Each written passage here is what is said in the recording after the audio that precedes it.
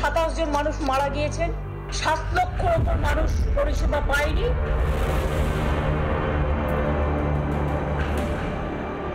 উনি কি সিনিয়র ডাক্তারদের দেখতে পাচ্ছেন না, উনি চোখ বন্ধ করে আছেন?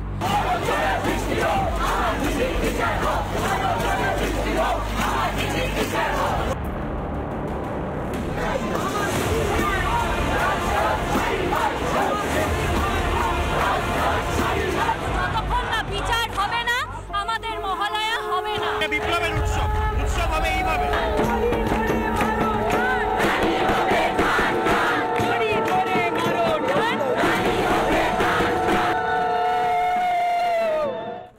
দিনে দুবার ব্যবহার করো স্টপেজ ক্রিম আর নিজেকে রাখো evergreen. Keya Seth aromatherapy stoppage cream, আর খুঁজে পাও নতুন আমিকে। আপনি দিনের হিসেব রেখেছেন মমতা বন্দ্যোপাধ্যায়। 34 দিন হলো অভয়ার বাবা মাও হিসেব রেখে গেছেন। 34 দিন হলো আপনি 2 ঘন্টা অপেক্ষা করেছেন আপনার ইগো আঁকড়ে ধরে। অভয়ার মা বাবা প্রায় 800 ঘন্টা অপেক্ষা করছে বিনীত গোয়েলের পদত্যাগ দেখবে বলে। স্বাস্থ্য সচিব নারায়ণ স্বরূপ নিগমের আর স্বাস্থ্য শিক্ষা অধিকর্তা কৌস্তব নায়ককে সরিয়ে দেওয়া হবে বলে অপেক্ষা করছে।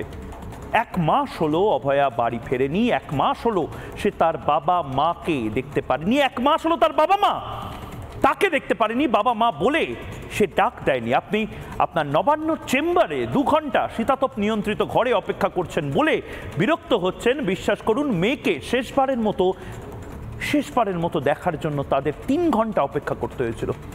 তার মা বাবাকে মেয়ের হাত দুটো ছুঁয়ে দেখার জন্য 3 ঘন্টা অনুনয় বিনয় করতে হয়েছে অভয়ার মা বাবাকে। দেহ ছিনিয়ে নিয়ে যাওয়া হয়েছে, প্রমাণ লোপাট করা হয়েছে। আপনার দপ্তরের মদত ছিল। মানুন মমতা বন্দ্যোপাধ্যায়, হ্যাঁ, মাননীয় মুখ্যমন্ত্রী, মাননীয় স্বাস্থ্যমন্ত্রী, মাননীয় পুলিশ মন্ত্রী, আপনাকে বলছি, সেই নির্লজ্জ ক্ষমতার আস্ফালনের 1 মাস হলো, 34 দিন হলো। আপনি ভাবছেন 1 মাস হলো আমরা সবাই এই শোক, এই রাগ ভুলে যাব, উৎসবে ফিরে যাব। কিন্তু বিশ্বাস করুন, এক একটা দিন, এক একটা ঘন্টা, এক একটা মিনিট, সেকেন্ডের হিসেব আমরা রাখছি। আলবাত লাইভ করব, আলবাত লাইভ হবে।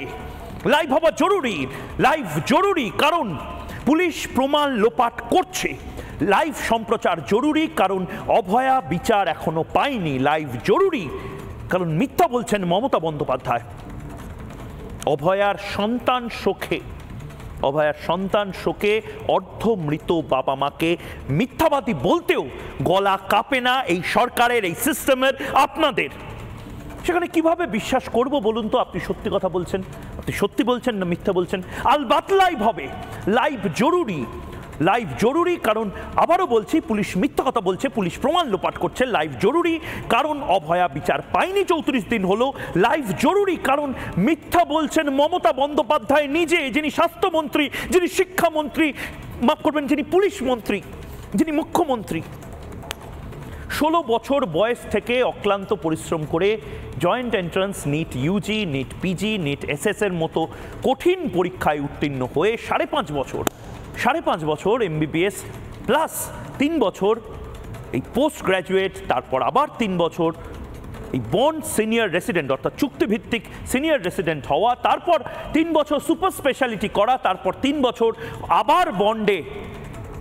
এত বছর রাতের পর রাত জেগে জুনিয়র ডাক্তাররা যে চেয়ারটা অর্জন করেছে সেটাকে ওরা খুব ভালোবাসে। বিশ্বাস করুন মমতা ব্যানার্জি সম্মান করে সেটাকে।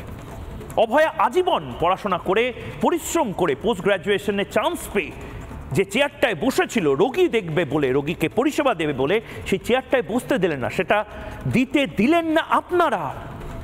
তা সেই চেয়ারটাকে জবাব দিন মাননীয় মুখ্যমন্ত্রী। মুখ্যমন্ত্রী, আপনার চেয়ার নিয়ে এরা ভাবিত নয়, ওরা ভাবিত, ওরা ওদের ডাক্তারের চেয়ারে কেন বসতে পারছে না? আপনার নিরাপত্তাহীনতার কারণে।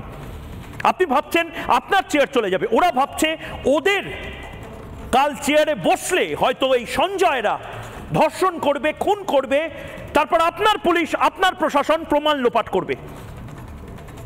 বিশ্বাস করুন, ওটা যে চেয়ারটায় ওরা বসে ওটা অনেক কষ্টে অর্জিত।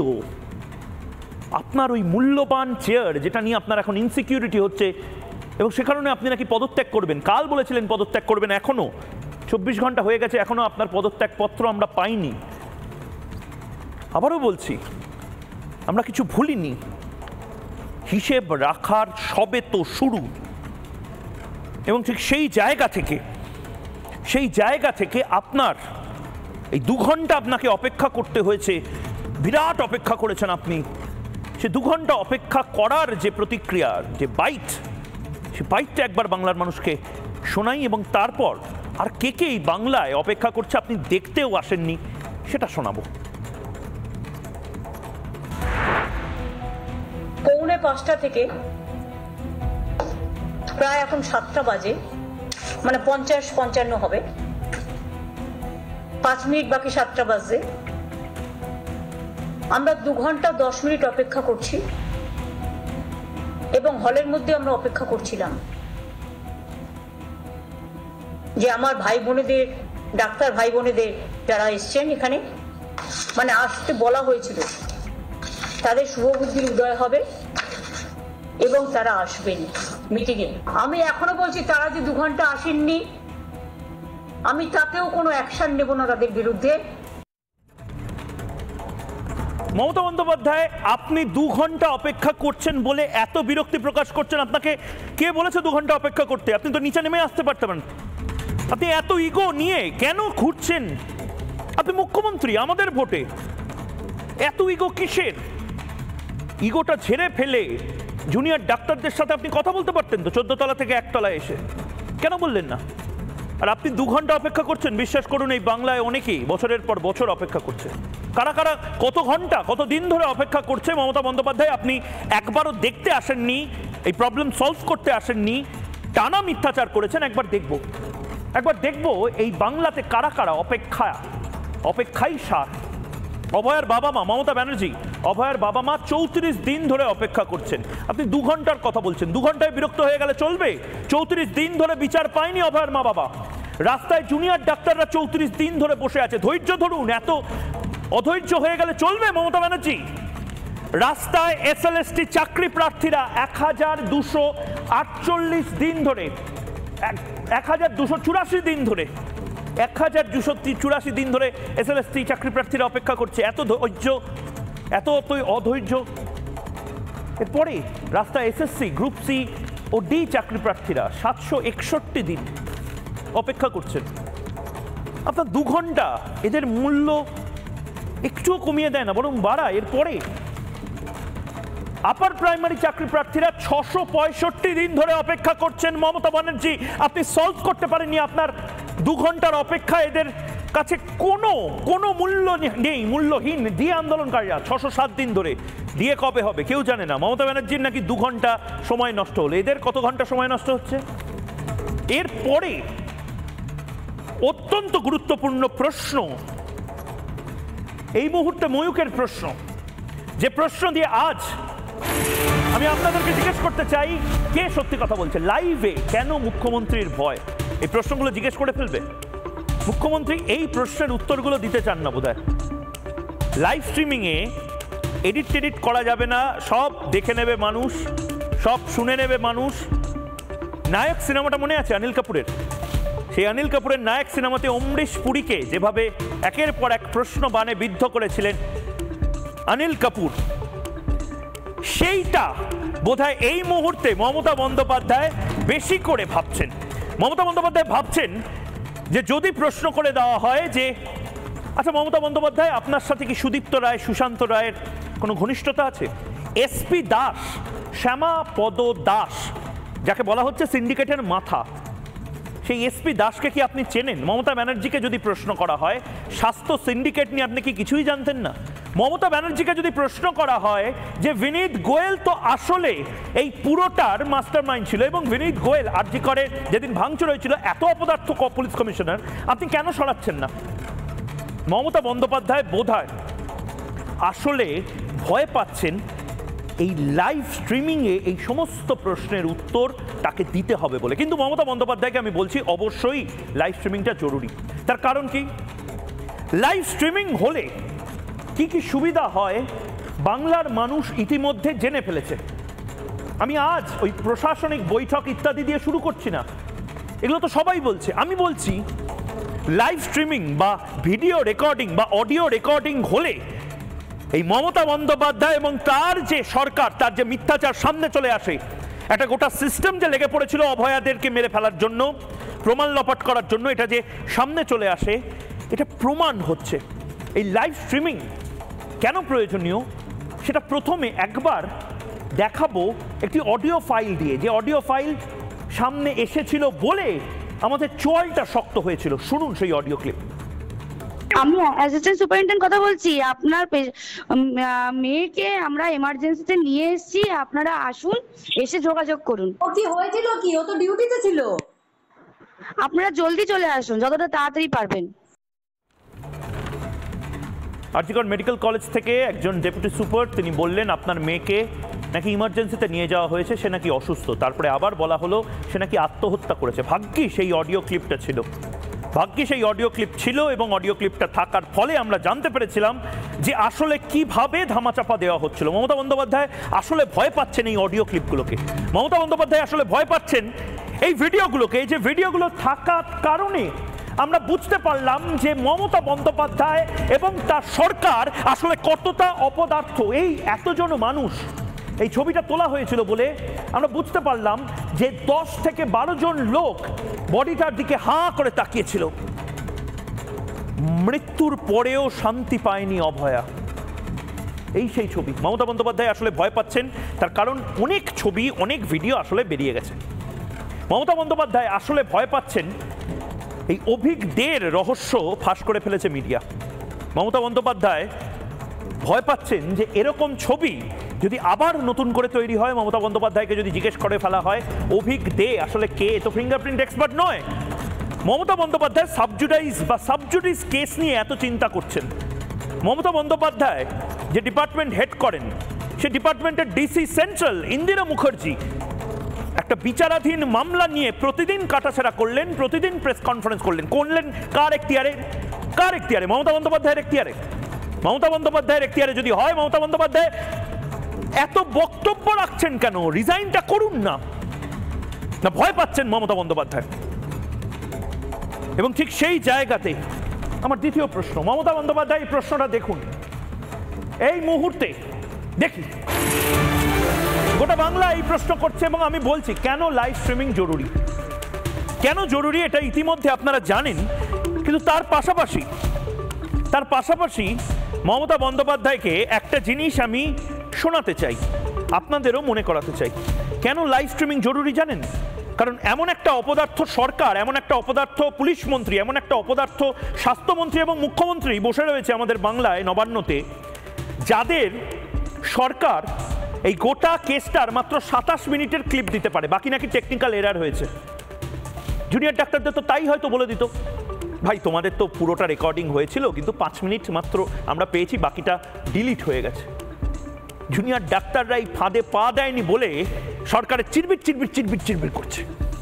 সুপ্রিম কোর্টের সেই অংশটা, যে অংশে কুখ্যাত, সেই অংশ যে অংশে রাজ্য সরকারের আইনজীবী বলছে 27 মিনিটের ক্লিপটা দেওয়া হয়েছে কারণ টেকনিক্যাল এরার হয়েছে। একবার শুনি।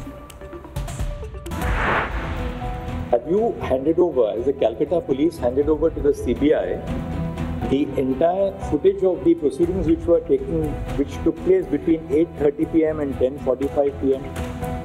Because CBI seems to have... Yes. What is shared with us is about 27 minutes. 27 minutes, they say. 4 clippings totaling duration to 27 minutes. Seizure 8:30 to 10:45 given. CCTV in hard disk in parts, completely given bullets. There was some technical glitch. It was stored in part but given in full.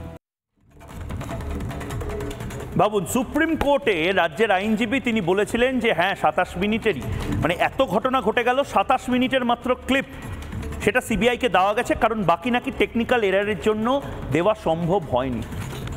এটা তো junior ডাক্তারদের সাথেও মমতা বন্দ্যোপাধ্যায় করতেন। Junior ডাক্তারদের একবার narrative set করার চেষ্টা হচ্ছে, হয় এরা নাকি কাজে যোগ দিচ্ছে না বলে গোটা সিস্টেম পড়ে যাচ্ছে, এরা নাকি আসলে অ্যালাউ করেছিল রেকর্ডিং করার। আর এই রেকর্ডিংটা কে করতো? মমতা বন্দ্যোপাধ্যায়ের সে ক্যামেরা পার্সন বিনীত গোয়েলের মতন কেউ হয়তো রেকর্ড করছো, তারপরে হয়তো পুরোটা ডিলিট করে দিত। মমতা বন্দ্যোপাধ্যায়ের রাজ্য সরকারটা আসলে এভিডেন্স ট্যাম্পারিং সরকারে পরিণত হয়েছে। আর মমতা বন্দ্যোপাধ্যায় যতই যা বলুন না কেন, মমতা বন্দ্যোপাধ্যায়ের আসল ভয়টা কিসে? লাইভ স্ট্রিমিংয়ে সব প্রকাশ হয়ে যাবে, বাচ্চা বাচ্চা ছেলে মেয়েগুলো প্রশ্ন করে দেবে। ম্যাডাম এসপি দাসকে, ম্যাডাম সুশান্ত রায় আপনার কি ঘনিষ্ঠ কেউ? ম্যাডাম এই কাটমানিটা আসলে কোন কোন জায়গায় পৌঁছায়? আচ্ছা ম্যাডাম, এই যে কাটমানি 70 এবং 30% যে হিসেব, এই সন্দীপ ঘোষ আসলে কাদের কাদেরকে কাটমানিটা দেয় ম্যাডাম? এই শ্যামাপদ দাস কে ম্যাডাম? এই প্রশ্নগুলো করে ফেলবে লাইভ স্ট্রিমিংয়ে, গোটা বাংলার মানুষ জানতে পারবে শ্যামাপদ দাস কে, গোটা বাংলার মানুষ জানতে পারবে সুশান্ত রায় কে, গোটা বাংলার মানুষ জানতে পারবে সুদীপ্ত রায় কে। প্রবলেমটা কি? আপনি তো মজা করেন, হাসেন, রেগে যান, সব কিছু তো আপনি লাইভেই করেন। সিরিয়াস প্রশাসনিক বৈঠক আপনি লাইভ স্ট্রিমিং করেন। বামপন্থীরা যে ভুলটা করেছিল সেই ভুলটা জুনিয়র ডাক্তাররা করেনি, এবং সে কারণেই চিরবির করছে সরকারে। বামপন্থীরা মিটিং করে বেরিয়ে আসার পরে মমতা বন্দ্যোপাধ্যায় বলে দিয়েছিলেন তারা তো আমার কাছে ফিশ ফ্রাই খেতে এসেছিল। জুনিয়র ডাক্তাররা একটা সেকেন্ডও, একটা ন্যানো সেকেন্ডও out of camera, out of frame যাননি। এর জন্য তাদেরকে বলা হোক ফুটেজ কোড, কিন্তু এই ফুটেজের মধ্যে ছিলেন বলে মমতা বন্দ্যোপাধ্যায় আসলে 1 সেকেন্ডের জন্য মিথ্যাচার করতে পারেননি। এবং মমতা বন্দ্যোপাধ্যায় যে মিথ্যাচার করেন এটা বাংলার মানুষ বলছেন। এক বড় দুর্ভাগা সময় যেখানে আমাদের মাননীয় মুখ্যমন্ত্রী নাকি মিথ্যাচার করেন, মাননীয় মুখ্যমন্ত্রী কি মিথ্যুক আপনারা কমেন্টে জানান, কিন্তু মাননীয় মুখ্যমন্ত্রী যে সমস্তটা লাইভে করেন এটা দেখাবো। প্রশাসনিক বৈঠক, প্রথম ক্লিপটা দেখি একবার। জীবনতলা কোনো বাস টার্মিনাল হওয়ার জায়গা? হ্যাঁ দিদি, মারপিট করিস বোম্বা দিস, ওখানে কোথেকে জীবনতলা মারপিট বাস টার্মিনাল? ওখানে কোনো সমস্যাই নেই একদম। আচ্ছা, জাহাঙ্গীরকে ঢুকতেই দাও না তোমরা? সমস্যাই নাই দিদি, জাহাঙ্গীর তো মালিক ভাইকে মারাতে জাহাঙ্গীর ও তো কেসের অর্ডার আছে, ঠিক আছে। মমতা বন্দ্যোপাধ্যায় শওকত মোল্লাকে বোম বাঁধার কথাও যেরকম ওপেনলি উইথ ট্রান্সপারেন্সি লাইভ স্ট্রিমিংয়ে বলেন, ঠিক সেভাবেই কে পকোড়া খায় সকালবেলা সেই কথাটাও তো বলেন। একবার শুনুন। এত বড় মধ্যপ্রদেশ কি করে হলো? একটাও মেডিসিন খায় না এখন পর্যন্ত, এটা রেকর্ড। রেকর্ড ঠিক আছে, হাঁটাহাঁটি করেন? হাঁটাহাঁটি করি, রোজ ব্যায়াম করি 1.5 ঘন্টা, কিন্তু খাওয়ার দিকে প্রচুর, মানে পকোড়ি, তেলের ভাজা এসব বেশি খান? না, সকালে যেমন পকোড়ি খাবোই খাবো। কি খাবেন সকালে? পকোড়ি। কেন পকোড়ি খাবেন কেন? সকালে ওই অভ্যাস হয়ে আছে ছোট থেকে। তো ও খেলে কোনোদিন কমবে না এটা ম্যাডাম? কপাল ভারতী কভার করেন 1000। হ্যাঁ 1000 কিচ্ছুতেই না, আপনি শ্বাস নিঃশ্বাস টানেন না, তাহলে ওই রকমই শুধু পেট না চান, কিন্তু আসলে কোন কান দিয়ে নিঃশ্বাস ছাড়তে হয় আর কোন কান দিয়ে করতে হয় সেটা আপনি জানেন না। আচ্ছা, পকোড়া খাওয়ার কথাও লাইভ স্ট্রিমিংয়ে শোনানো হতে পারে, কিন্তু জুনিয়র ডাক্তারদের সাথে কথাবার্তা শোনানো হতে পারে না। কি এমন লোকানোর আছে বা কি এমন অপরাধ বোধ আছে? এরপরে আরেকটা ক্লিপ দেখি প্রশাসনিক বৈঠকের, দেখি। আমাদের মনে রাখতে হবে, আমরা রেকর্ডিং করবার সিস্টেম করেছিলাম, সেটা চিঠিতে লিখে দিয়েছিলাম, আমরা 3টে ভিডিও ক্যামেরা রেখে দিয়েছিলাম, এবং তারা যদি চাইতো আমরা শেয়ার করতেও তখন পারতাম, সুপ্রিম কোর্টের পারমিশন নিয়ে। কিন্তু ভিডিওতে টোটালটাই রেকর্ডিং করার ব্যবস্থা হয়েছিল। আমি সরাসরি প্রতিক্রিয়া নিয়ে নেব। যারা এই মুহূর্তে 3 জন রয়েছেন আমার সাথে, রয়েছেন ডক্টর সজল বিশ্বাস চিকিৎসক, রয়েছেন রিকন্যা বা বাগচি জুনিয়র চিকিৎসক, রয়েছেন অরুণন পাল আন্দোলনকারী জুনিয়র চিকিৎসক, 2 জন জুনিয়র চিকিৎসক আন্দোলনকারী এবং একজন সিনিয়র ডক্টর আমাদের সঙ্গে রয়েছেন। আমি প্রথমে সজল বিশ্বাস আপনার কাছে আসি। লাইভ স্ট্রিমিংয়ের প্রবলেমটা কি? আপনি এই মুহূর্তে 8:20 বাজে, 8:17 বাজে লাইভ স্ট্রিমিংয়ে বাড়িতে যিনি বসে আছেন তিনি দেখছেন, ইউটিউবেও দেখা যাচ্ছে, ফেসবুকেও দেখা যাচ্ছে, ট্রান্সপারেন্ট হচ্ছে, এডিটের কোনো অপশন নেই। এটা তো সবচেয়ে ট্রান্সপারেন্ট একটা মোড। সজলবাবু, তাহলে মমতা বন্দ্যোপাধ্যায় কি এমন লোকাতে চান? হ্যাঁ, অ্যাকচুয়ালি এই লাইভ স্ট্রিমিং এ আমাদের কোনো অসুবিধা নেই, মহিলাদের কোনো অসুবিধা নেই, কারণ আমরা ট্রান্সপারেন্সি মেনটেন করি। আমরা চাই যে সমস্ত কিছু ট্রান্সপারেন্ট হোক, সবাই সেটা জানলেও কিছু বা সবাই সেটা শুনলেও আমাদের কিছু এসে না, বরঞ্চ সেটা আমাদের উপকার, ভালোই হবে বিষয়টাতে। কিন্তু যারা অনেক কিছু তথ্য গোপন করতে চায়, অনেক কিছু লুকিয়ে রাখতে চায় মানুষের কাছ থেকে, তাদেরই অসুবিধার কারণ রয়েছে যে লাইভ স্ট্রিমিং এর ক্ষেত্রে। কারণ সেটা আর 5 কান হলে সেক্ষেত্রে তাদের সমস্যা রয়েছে। যেভাবে আরজি করের এই যে অত্যন্ত নৃশংস যে ধর্ষণ এবং হত্যাকাণ্ডেরকে তারা চাপা দিতে গিয়ে একের পর এক প্রমাণ লোপাট করতে গিয়ে একের পর এক কাণ্ড কারখানা তারা ঘটিয়েছে, ক্রাইম সিনকে ভেঙে দেওয়া থেকে শুরু করে আন্দোলনকারীদের উপর আক্রমণ থেকে শুরু করে, এবং সেখানে গুন্ডা লেগিয়ে সেখানে পুলিশের উপস্থিতিতে, গোয়েলের উপস্থিতিতে সেখানে যেভাবে ভাঙচুর চালানো হয়েছে, সমস্ত ঘটনাগুলো একের পর এক ঘটনা যেগুলো ঘটিয়েছে তারা, এবং সেটা আমি মনে করি যে এটা কখনোই একটা সরকারের বা মুখ্যমন্ত্রীর প্রত্যক্ষ মদত ছাড়া এগুলো এই ধরনের ঘটনাগুলো ঘটতে পারে না। তাহলে সেই জিনিসগুলো যখন একের পর এক উঠে আসবে, বা এর পেছনেও যেটা রয়েছে, আমরা যেটা মনে করি সার্ভিস ডক্টরস ফোরামের পক্ষ থেকে, যে দীর্ঘদিন ধরে যে সিন্ডিকেট রাজ চলছে গোটা স্বাস্থ্য দপ্তর জুড়ে, এবং যেভাবে আজকে দুর্বৃত্তায়ন হয়ে গেছে গোটা স্বাস্থ্য দপ্তর, যেখানে সবকিছুতে টোলাবাজি চলে, যেখানে পাস ফেল থেকে শুরু করে সেখানে সবকিছুতে ট্রান্সফার পোস্টিং থেকে শুরু করে সবকিছুতে লক্ষ লক্ষ টাকা তোলাবাজি চলে, সেরকম একটা পরিস্থিতি যখন তৈরি হয়ে গেছে, এখন সেই সব নিয়ে যদি প্রশ্ন উঠে যায়, সেটা যদি সবাই জানতে পেরে যায়, সবার সামনে প্রকাশ্যে হয়, সেইটার ভয়েই অ্যাকচুয়ালি তিনি এই ট্রান্সপারেন্সিটা চাইছেন না, কাস্টিং তিনি চাইছেন না। এইটাই হচ্ছে তার একমাত্র ভয়ের জায়গা, যে কারণে দেখুন আজকে উনি বলছেন যে অচল অবস্থা তৈরি হচ্ছে। তাহলে অচল অবস্থা তৈরি হয়েছে, এটা তো বলেছে আন্দোলনকারীরা যে তাদের সাথে কথা বলা হোক। আমরা সিনিয়র ডাক্তারদের পক্ষ থেকেও বারবার আবেদন করছি যে ইমিডিয়েট কথা বলা হোক, কথা বলে মীমাংসার রাস্তাটা বের করা হোক, এবং এই যে তাদের যে দাবিগুলো রয়েছে, দাবিগুলোকে আহামরি কিছু নয়, সেগুলো নিয়ে অন্তত আলোচনা হোক, এবং সেগুলো মানে সমাধান সূত্রগুলোকে বের করা হোক। তাহলে সেইগুলো আজকে প্রথম দিনই করা উচিত ছিল, যেদিন স্বাস্থ্য ভবন অভিযান হয়েছে। এমনকি 32 দিন 34 দিন আগে থেকে যখন আন্দোলন শুরু হয়েছে, আর অনেক আগেই তার ডাকা উচিত ছিল। আমরা তো অনেক আগেই বলেছি যে আন্দোলনকারীদের সাথে বসা হোক, এবং তাদের দাবি দেওয়া কি আছে সেগুলো সমাধান সূত্র বের করা হোক। তাই সেটা এখনো পর্যন্ত করছে না কেন? 34-35 দিন হয়ে গেল। তাহলে উনি যদি মনে করেন যে আজকে জুনিয়র ডাক্তারদের আন্দোলনের ফলে হাসপাতালগুলোতে অচল অবস্থা সৃষ্টি হচ্ছে, আমি শুনলাম যে উনি নাকি 2 লাখ করে টাকা দেবেন মন্ত্রীর জন্য নাকি মারা গেছে, তাহলে এই প্রতিদিন যে কয়েকশো রোগী বিনা চিকিৎসায় মারা যায়, কারণ যে হেলথ সিস্টেমটা তৈরি হয়েছে সেটা কিন্তু আজকে এটার জন্য আন্দোলনের জন্য হয়েছে সেটা নয়, এটা দীর্ঘদিন ধরে এই হেলথ সিস্টেম চলে আসছে, যেখানে পরিকাঠামো নেই, যেখানে ডাক্তার শর্টেজ আছে, যেখানে মানে অন্য দালাল রাজ চলে, দালাল রাজের খপ্পরে মানুষ আজ সর্বশান্ত হয়ে যায়। তাহলে সেরকম একটা স্বাস্থ্য পরিষেবা পরিকাঠামো সেখানে আজকে ভেঙে অনেক আগেই পড়েছে। তাহলে সেই পরিস্থিতি যে তৈরি করেছে, সেটা কে তৈরি করে, তার জন্য দায় কার? মাননীয় মুখ্যমন্ত্রী, আমি সজলদা আপনার কাছে আবার আসছি, সজলদা আমি আপনার কাছে আবার আসছি, আমি বাকি দুজনের থেকেও একটু প্রতিক্রিয়াটা নিয়ে নিই, কারণ তারাই আসলে এই লাইভ স্ট্রিমিং এর জন্য দাবিটা তুলেছিল। আমি রিকন্যার কাছে প্রথমে যাচ্ছি, 1 মিনিট সময়। রিকন্যা, প্রবলেমটা কি লাইভ স্ট্রিমিং এ এত প্রবলেম? কারণ আমরা কি 1960 সালে বসে আছি?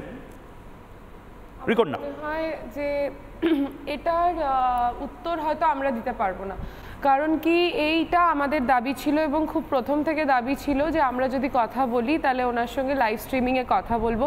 কারণ কি আমরা এখন যেই জায়গায় আন্দোলন দাঁড়িয়ে আছে, সেখানে আমরা একমাত্র আন্দোলন করছি, এখানে শুধু ডাক্তাররা আন্দোলন করছে, এটা আমরা বারংবার বলেছি যে তা নয়।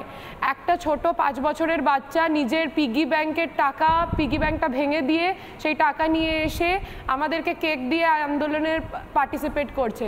একজন নিজের টোটাল নি রিপ্লেসমেন্টটাকে পিছিয়ে দিয়ে আমাদের আন্দোলনে সামিল হচ্ছে। সুতরাং এই আন্দোলনে অনেকজন আছে, আমাদের তাদের প্রতিও দায়বদ্ধতা রয়েছে। আমরা কোনো ক্লোজ ডোর মিটিং চাই না, তাতে কোনো অসুবিধা আছে বলে আমরা মনে করি না। যদি মাননীয়া সত্যিকারের কোনো লজিক্যাল রিজনিং দিতে পারেন, আমরা সবাই হচ্ছে স্বাস্থ্যবিজ্ঞানের ছাত্রছাত্রী, আমরা নিশ্চয়ই বুঝতাম, আমরা তার সঙ্গে পর্যালোচনা করতাম, কিন্তু আমাদের মনে হয়নি কি কোনো এমন লজিক্যাল রিজনিং আছে যার দরুন আমাদের কোনো ক্লোজ ডোর মিটিং কিংবা ভিডিও রেকর্ডেড মিটিংয়ে যাওয়ার প্রয়োজন রয়েছে। আমাদের মনে হয়েছিল যে লাইভ স্ট্রিমিং এ আমরা হচ্ছে অনেকের সঙ্গে মুখ্যমন্ত্রী যেটা বলবে, আমরা যেটা বলবো সেটা সরাসরি কানেক্টেড থাকবে, এবং তাতে সর্বোচ্চ ট্রান্সপারেন্সি বজায় থাকবে। একদম একদম। আমি অনুরণনের কাছে যাওয়ার আগে একবার দেখে নিতে চাই, প্রচুর স্লোগান উঠছে, সেই স্লোগানগুলো একবার দেখে নিতে চাই। আসলে মমতা বন্দ্যোপাধ্যায় পালসটাই স্লোগানগুলো দেখেও বোধহয় বুঝতে পারছেন না যে আসলে ওনার বিরুদ্ধে ক্ষোভটা ঠিক কতটা। শুনি একবার।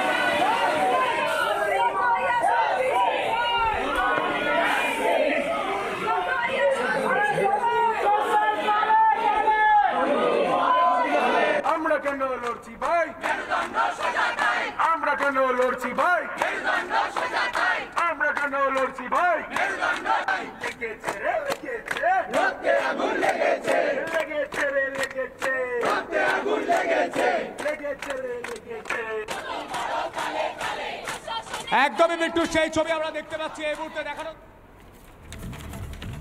মমতা বন্দ্যোপাধ্যায় মিথ্যাচার করছেন। মমতা বন্দ্যোপাধ্যায়, হ্যাঁ, বাংলার মানুষ এত বড় কথা বলছেন, রাজ্যের মুখ্যমন্ত্রী নাকি মিথ্যাচার করছেন। কেন এই কথাগুলো আমি বলছি? তার কারণ মমতা বন্দ্যোপাধ্যায়ের একটি প্রতিক্রিয়া আমি শোনাবো অনুনয়নের কাছে যাওয়ার আগে। মমতা বন্দ্যোপাধ্যায় বলছেন গোটা স্বাস্থ্য ব্যবস্থা নাকি ভেঙে পড়েছে। সত্যিই তাই, একবার শুনবো। মানুষকে অলরেডি 27 জন মানুষ মারা গিয়েছেন এবং 7 লক্ষর ওপর মানুষ পরিষেবা পায়নি। 32 দিন হয়ে গেল। আর কত মানুষ যে চিকিৎসা না পেয়ে বাড়িতে মারা গেছেন সে তথ্য আমরা জোগাড় করার চেষ্টা করছি। মমতা বন্দ্যোপাধ্যায় এই কথাগুলো বললেন, ভেবে বললেন কিনা জানি না, কিন্তু সরকার বোধহয় জালিয়াতি করছে এখানে, স্বাস্থ্যমন্ত্রক বোধহয় জালিয়াতি করছে এখানে। কেন এই কথা বাংলার মানুষ বলছে? একবার আমি দেখাবো প্লাজমায় যে আসল পরিসংখ্যানটি কি, এবং তারপর আমি জুনিয়র ডাক্তারদের কাছে যাবো। এই মুহূর্তে যে পরিসংখ্যান এই মুহূর্তে রয়েছে একবার দেখে নিতে চাই কেন মানুষ বলছেন জালিয়াতি করছেন সংখ্যা নিয়ে, পরিসংখ্যান নিয়ে মমতা বন্দ্যোপাধ্যায়। একবার দেখি। জালিয়াতি ফাঁস মমতার। রাজ্য সরকারি হাসপাতাল রয়েছে 245, 245, মেডিকেল কলেজ রয়েছে 26টি, 245টি সরকারি হাসপাতালে ডাক্তার 93,000 ডাক্তার কি নবান্নে গেছিল, লালবাজারে গেছিল, স্বাস্থ্য ভবনের সামনে আছে? মিথ্যা কথা কেন বলছেন? 93,000-এর মধ্যে জুনিয়র ডাক্তারদের সংখ্যা 7,500 জন। এই 7,500 জনের জন্য গোটা সিস্টেম পড়ে যাচ্ছে।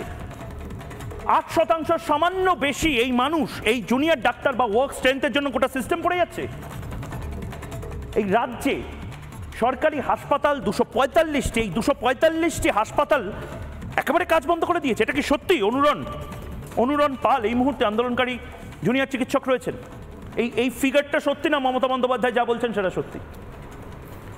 কালকে প্রেস মিটে উনি আরেকটা কথা বলেছেন যে আমরা নাকি ছোট, উনি বড়। উনি হয়তো বয়সে অনেক বড়, কিন্তু উনি আমাদেরকে যতটা ছোট মনে করছেন ততটা ছোট বোধহয় আমরা না। তাই এই কথাগুলো বলে যে শাক দিয়ে মাছ ঢাকা যাবে আমরা মনে করছি না। কারণ স্বাস্থ্য ব্যবস্থা ভেঙে আছে। আমি এখানে দাঁড়িয়ে পরিষ্কারভাবে বাংলার মানুষকে জানাতে চাই, এই সরকার, এই প্রশাসন ভুলে গেছে শেষবার এরা কবে স্বচ্ছভাবে নিয়োগ করেছে। 2018 সালের পর জেনারেল ডিউটি মেডিকেল অফিসার এই পোস্টে কোনো স্থায়ী নিয়োগ হয়নি। একবার স্পেশাল ড্রাইভ হয়েছিল। 2017-র পর কোনো ডেন্টাল সার্জন নিয়োগ এই রাজ্য সরকার করেনি।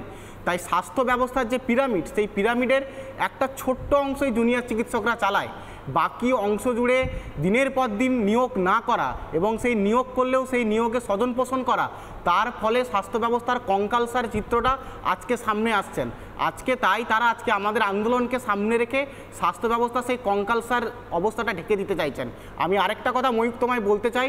উনি বলেছেন যে আমাদেরকে রেকর্ড করতে দিতে চেয়েছেন, আমরা বলেছি লাইভ স্ট্রিমিং। আমি একটা কথা বলতে চাই, এই দুটো জিনিসের মধ্যে একটা ছোট্ট সূক্ষ্ম পার্থক্য আছে লাইভ স্ট্রিমিং এবং রেকর্ডিংয়ের, সেটা হচ্ছে এডিটিং। সেইটা আমরা ধরতে পেরেছি। কারণ ওয়ান ফাইন মর্নিং সকালে উঠে আমাদের মনে হয়নি যে আজকে আমরা মমতা ব্যানার্জির বিরোধিতা করব বা এই প্রশাসনের বিরোধিতা করব। কারণ যেভাবে ঘটনা প্রবাহ ঘটে এসেছে আমরা দেখেছি। আমরা জানি না কারা এই ঘটনা ঘটিয়েছে, কিন্তু এই কথা আমাদের কাছে দিনের আলোর মতো পরিষ্কার, এই ঘটনা আমাদের কাছে দিনের আলোর মতো পরিষ্কার যে কারা এই ঘটনার প্রমাণগুলোকে ট্যাম্পারিং করার চেষ্টা করেছে এই প্রশাসন এবং এই সরকার। তাই আমরা মনে করেছি যে সর্বোচ্চ ট্রান্সপারেন্সি বজায় রাখার জন্য লাইভ স্ট্রিমিং হওয়াটা ভীষণ জরুরি। এবং আজকে যখন আমরা এই কথাগুলো বলছি তখন আন্দোলনকে রাজনৈতিক রং লাগিয়ে দেওয়ার চেষ্টা করছেন। আসলে এই মাঠটা, যেই মাঠে খেলাটা হচ্ছে, এই মাঠটা ওনার কাছে অনেক অচেনা। তাই বারবার রাজনৈতিক রং লাগিয়ে আন্দোলনটাকে দ্বিধা বিভক্ত করছে। একবার প্রেস মিটে উনি বলছেন যে তিনি নাকি 26টা মেডিকেল কলেজ করেছেন। আমি এইখান থেকে আরেকটা প্রশ্ন তুলতে চাই, যদি উনি মনে করেন যে 26টা মেডিকেল কলেজ উনি করেছেন, তাহলে কেন উনি প্রথমে 15 জন প্রতিনিধিকে ডেকেছিলেন? 26টা মেডিকেল কলেজ থেকে তো ওনার একজন করে অন্তত প্রতিনিধিকে ডাকা উচিত ছিল। তাহলে কি কোনোভাবে তিনি এই আন্দোলনটাকে দ্বিধা বিভক্ত করতে চাইছেন? আজকে যখন তুমি কিছু স্লোগান দেখাচ্ছিলে, আজকে যখন সকালবেলায় অযোধ্যায় বৃষ্টি হচ্ছিল, তখন ওই আন্দোলনের মঞ্চ থেকে স্লোগান উঠেছিল যে আরও জোরে বৃষ্টি হোক, আমার দিদির বিচার হোক। এই ব্যর্থ ভাষায় এই সিদ্ধারা টান টান করে জুনিয়র চিকিৎসকরা লড়াই করছেন, আর সেই লড়াইকে উনি ভয় পাচ্ছেন। সেই স্লোগান একবার বাংলার মানুষের জন্য ফুল সাউন্ডে শুনি।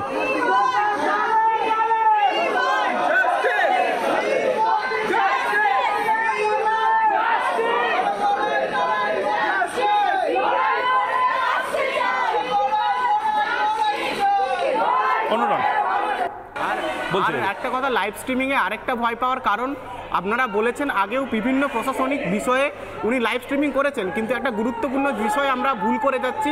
সেই প্রশাসনিক বৈঠক উনি বিরোধীদেরকে ব্রাত্য রেখে করেছেন, কারণ তিনি তখনও ভয় পেতেন কোনো অপ্রিয় প্রসঙ্গ যাতে উঠে না যায়। আজকে ডাক্তারি ছাত্রদের এই রাজনীতির বাইরে বেরিয়ে এসে এই বড় আন্দোলন দেখে উনি ভয় পাচ্ছেন, এবং সেখানে তাকে হয়তো এমন কিছু প্রশ্নের সামনে পড়তে হতে পারত যার সদুত্তর তার কাছে নেই। এবং এই লাইভ স্ট্রিমিং যদি সারা রাজ্যের মানুষের কাছে, সারা দেশের মানুষের কাছে সম্প্রচারিত হতো, তাহলে একটা অন্য পার্সপেক্টিভ তৈরি হতো এই রাজ্য জুড়ে। সেই পার্সপেক্টিভটাকে তিনি ভয় পাচ্ছেন। তিনি বারবার এই স্বাস্থ্য ব্যবস্থা ভেঙে পড়ছে বলে আমাদেরকে সাধারণ মানুষের কাছে গণশত্রু প্রমাণ করার চেষ্টা করছেন।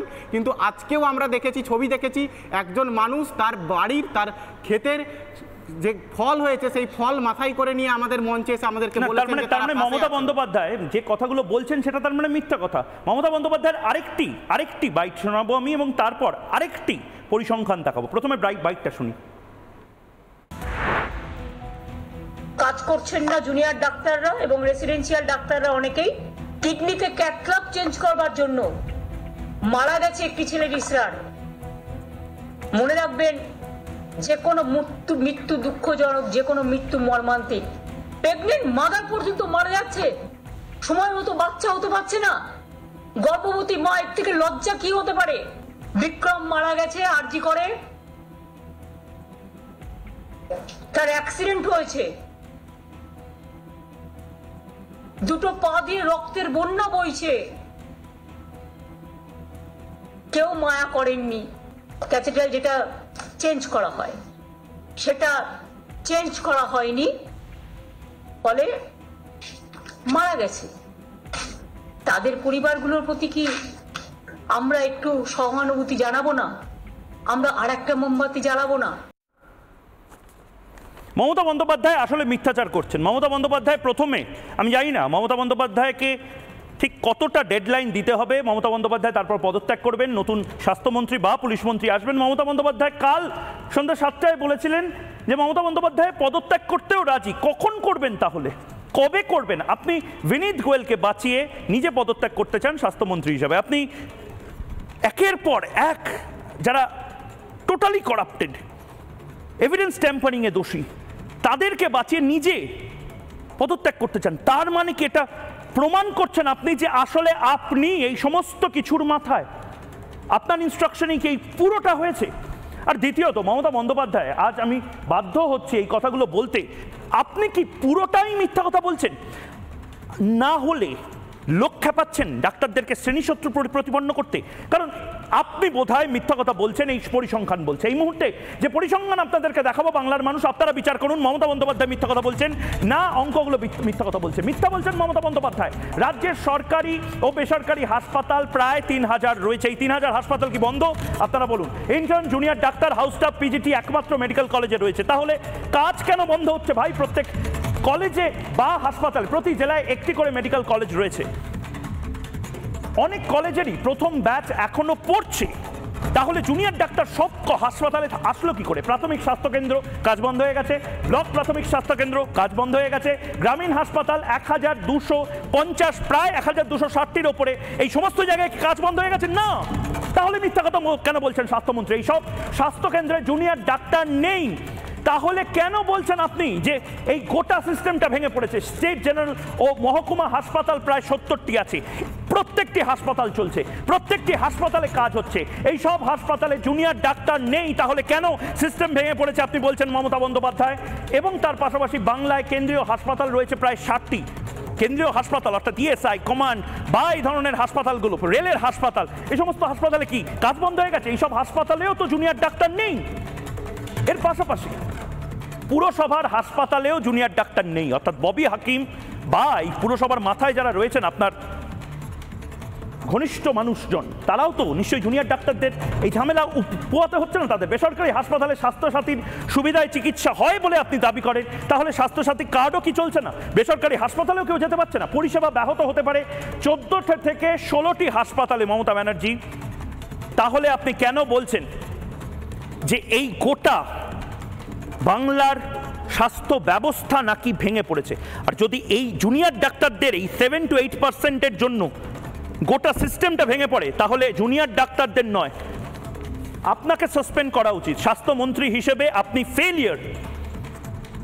যদি একটি হাসপাতাল বা একটি অফিস, সেই অফিসে 3টে বা 4টে লোকের অনুপস্থিতির জন্য গোটা অ্যাডমিনিস্ট্রেটিভ কাজ বন্ধ হয়ে যায়, তাহলে তো আমি 3টে থেকে 4জন লোকের সাসপেনশন দাবি করব না, দাবি করব সিইওর, দাবি করব ম্যানেজারের, দাবি করব চেয়ারম্যানের।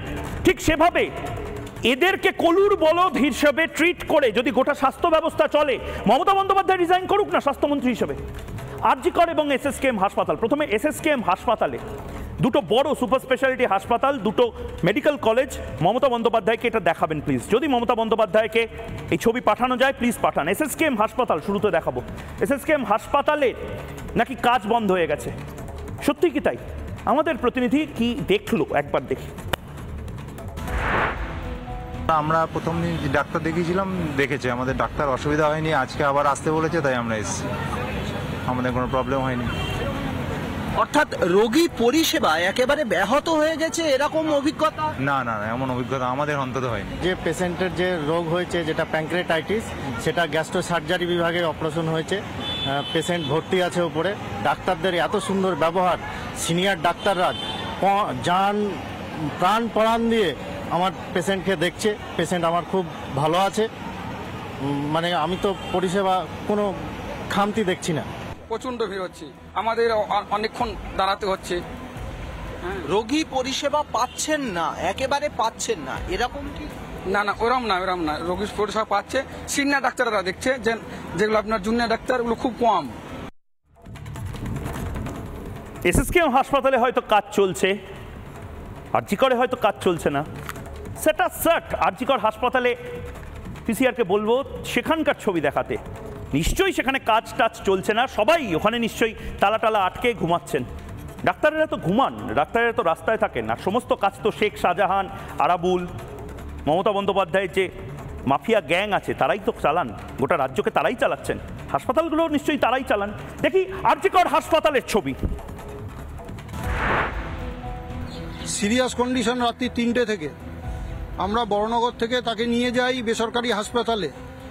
সেখানে থেকে তারা ওই সিচুয়েশন থেকে সঙ্গে সঙ্গে বলে আমরা এখানে কিছু করতে পারবো না, আমাদের কাছে ডাক্তার নেই। 10:30টায় আসার পর আমাদেরকে পেশেন্টকে ইমার্জেন্সি দেখে, ইমার্জেন্সি দেয়ার ওনারা অ্যাডমিট করে নেন। অ্যাডমিট করার পরবর্তীকালে আমাদের 4 ঘন্টা পেশেন্টের অপারেশন চলে। ভগবান আছে কিনা আমি জানি না, আমি দেখিনি, বিশ্বাস মানুষের। তো আমি কালকে প্রত্যক্ষভাবে এবং দেখলাম নিজের চোখে দাঁড়িয়ে যে এই হচ্ছে ভগবানের স্বরূপ। ওনারা যেটা দিয়েছে শত শত কুর্নিশ ওনাদেরকে। এই যে একটা কনসেপ্ট যে আরজিকরে গেলে বা হসপিটালে গেলে কোনো সেবা পাওয়া যাবে না, ভুল কথা। আমি যে ডাক্তারকে, মানে যে ডাক্তারবাবুকে আমি সকালে দেখেছি ওনাকেই আমি রাত্রে দেখেছি, উনি কন্টিনিউ সেই ম্যাডামকে আমি আজকে দেখেছি। আমি দ্রুত প্রত্যেকের থেকে প্রতিক্রিয়া নেব। সজল বিশ্বাস, এই মানুষগুলোকে আমরা অন্তত অভিনেতা হিসাবে ভাড়া করে এনে ক্যামেরার সামনে দাঁড় করাইনি। এরা হয় পেশেন্ট পার্টি, নয় আরজিকর বা এসএসকেএমে এসেছিল, নিজেরা হয় রোগী বা পেশেন্ট পার্টি। এরা যে কথাগুলো বলছে, এরা যে স্টেটমেন্টগুলো দিচ্ছে, গোটা বাংলার এরকম বহু চিত্র আমরা দেখাতে পারি। 24 ঘন্টা কেটে যাবে। এগুলো সত্যি না মমতা বন্দ্যোপাধ্যায় সত্যি কথা বলছেন? কে সত্যি কথা বলছে আর কে মিথ্যা কথা বলছে? এটা তো আমরা হাসপাতালে রয়েছি, হাসপাতালে ঘুরি, আমরা নিজেরাই সেটা প্রত্যক্ষ করি। ওনারা যেটা বলছেন একদমই বাস্তব চিত্রটাই তুলে ধরেছেন এবং পেশেন্টরা তাদের যে আবেগের জায়গা থেকে তুলে ধরছেন, মানে হচ্ছে এই পরিষেবাটা তারা পেয়েছেন এবং সেটাতে তারা আপ্লুত। এটা তাদেরকে আমরা অসংখ্য ধন্যবাদ জানাচ্ছি। কিন্তু পাশাপাশি এই যে মাননীয় মুখ্যমন্ত্রী তিনি যে বিবৃতি দিচ্ছেন বা মানুষকে বিভ্রান্ত করার জন্য যে ধরনের কথাবার্তাগুলো বলছেন, যে আজকে হাসপাতালগুলোর পরিকাঠামো ভেঙে পড়েছে, আজকে সত্যি সত্যি যদি জুনিয়র ডাক্তারদের কাজের কর্মবিরতির জন্য পরিষেবা ভেঙে পড়ে থাকে, তাহলে তার দায় কার? তার দায়টা কিন্তু অবশ্যই মুখ্যমন্ত্রীকে নিতে হবে। কারণ এই যে জুনিয়র ডাক্তারদের যে অংশটুকু কাজ করার কথা, তাদের প্র্যাকটিক্যালি হচ্ছে বেশিরভাগটাই হচ্ছে শিক্ষানবিশ, তাদের 3rd ইয়ারের আগে ইন্ডিপেন্ডেন্টলি কোনো পেশেন্ট দেখার কথা না। তাহলে যদি তাদেরকে জোর করে দেখানো হয় তাহলে সেটা বেআইনি ভাবে করানো হয়েছে, জোরপূর্বক ভাবে করা হয়েছে। এবং আজকে সিনিয়র ডাক্তারের যত সংখ্যায় থাকার কথা ছিল সেই জায়গায় রিক্রুটমেন্ট গুলো বন্ধ করে দেওয়া হয়েছে। যে মেডিকেল অফিসারের রিক্রুটমেন্ট সেটা বন্ধ রয়েছে প্রায় 4 বছর ধরে। এবং স্পেশালিস্টদের যে রিক্রুটমেন্ট সেটা অনেকদিন ধরে বন্ধ রয়েছে, কারণ এখন সব ওয়ান পোস্টিং এ সবাইকে কাজ চালিয়ে নেওয়া হচ্ছে। তাহলে এইভাবে আজকে পরিকাঠামো আমি অনুরণের কাছে একবার ছোট করে যেতে চাই, কারণ এই যে রিক্রুটমেন্ট বন্ধ সবটাই তোমাদের উপর যদি হয় 30 সেকেন্ডে, এই রিক্রুটমেন্ট বন্ধ, এটা কি সত্যি কথা? হ্যাঁ, রিক্রুটমেন্ট বন্ধ, বহুদিন ধরে স্থায়ী রিক্রুটমেন্ট হয় না। রিক্রুটমেন্ট হলেও সেখানে স্বজন পোষণের অভিযোগ তোমরাই মিডিয়াতে দেখিয়েছো। আমি শুধু একটা কথা এখানে বলতে চাই, একদিক থেকে বলা হচ্ছে অচলাবস্থা চলছে, আমরা বলছি যে না, স্বাস্থ্য পরিষেবা ভেঙে পড়েনি। কিন্তু আমি যদি ধরেও নিই যে অচলাবস্থা চলছে, সেই অচলাবস্থা কাটানোর জন্য সদিচ্ছা নিয়ে আমরা তো গিয়েছিলাম নবান্নে। উনি শুধু একটু লাইভ স্ট্রিমিং করিয়ে যদি মিটিংটা করে আমাদের 5টা দফা দাবি মেনে নিতেন, তাহলে তো আজকে অচলাবস্থা, ওনার কথা মতো অচলাবস্থা থাকতো না। ওনার কাছে অচলাবস্থা কাটানোর থেকেও ইম্পর্টেন্ট অভিযুক্ত ডিএমই ডিএইচএসকে ওই পদে রেখে দেওয়া। ওনার কাছে অচলাবস্থা কাটানোর থেকেও বেশি ইম্পর্টেন্ট ওনার জেদটাকে বজায় রাখা, যে আমি লাইভ স্ট্রিমিং করবো না। এবং সেই জেদটা কেন যে বজায় রাখছেন মমতা বন্দ্যোপাধ্যায় আমরা অন্তত জানি না। মমতা বন্দ্যোপাধ্যায় কেন যে মিথ্যাচার করছেন আমরা জানি না, কিন্তু আমরা যেটা জানি সেটা হলো আমরাও হিসেব রাখছি, আমরাও টাইম গুনছি কখন মমতা বন্দ্যোপাধ্যায় সত্যিকারের পদত্যাগ করেন। দেখি এই প্রতিবেদন এবং তারপর একটা ছোট্ট বিরতি।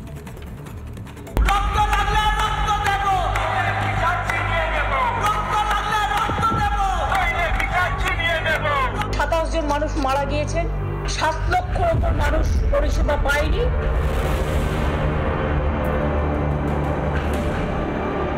উনি কি সিনিয়র ডাক্তারদের দেখতে পাচ্ছেন না, উনি চোখ বন্ধ করে আছেন?